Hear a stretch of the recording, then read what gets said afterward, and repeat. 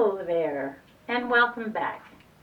So yesterday I read from one of my favorite poets of all time, a great poem of his, Carl Dennis's The God Who Loves You. And so today I want to suggest a writing assignment inspired by that poem and the collection it came from.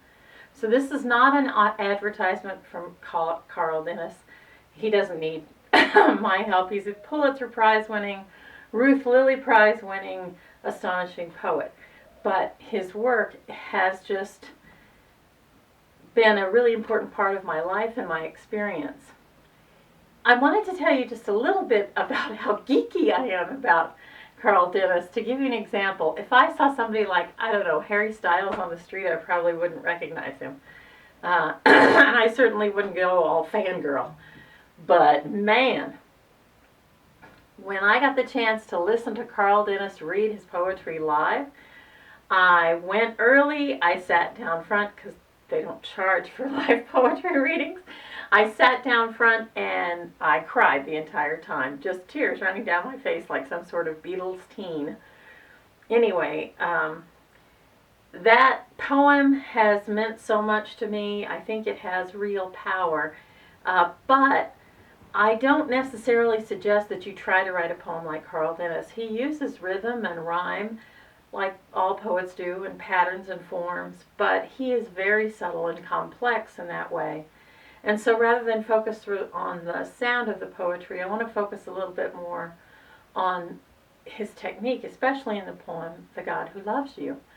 So here's the exercise. Go and write down a letter, a poem, or an essay to yourself from the point of view of the most wise sage you can imagine. And in that piece that you write, give yourself both the bad and the good news. I think that's what makes Carl Dennis so important to me, is that he's prepared to face the very, very difficult truths of his own thinking and belief. All the poems in Practical Gods confront issues of joy and faith and belief in the day-to-day.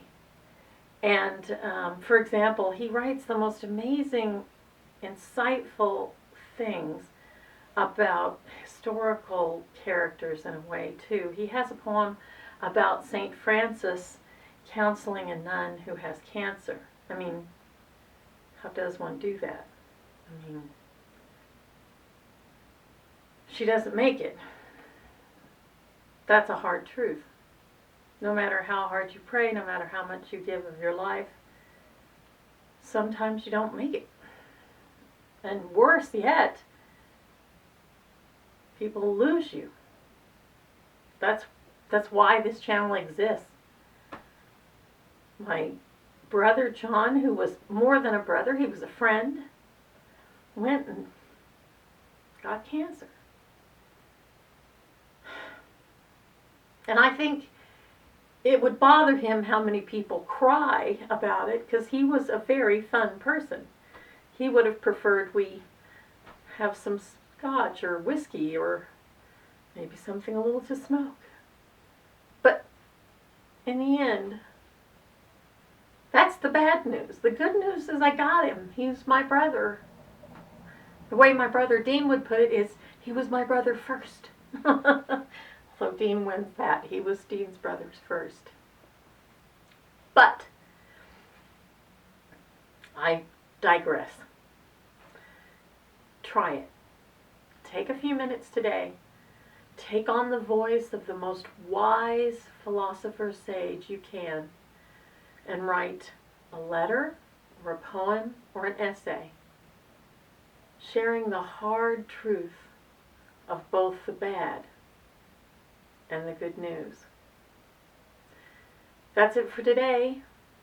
I hope you see me tomorrow, you gorgeous people.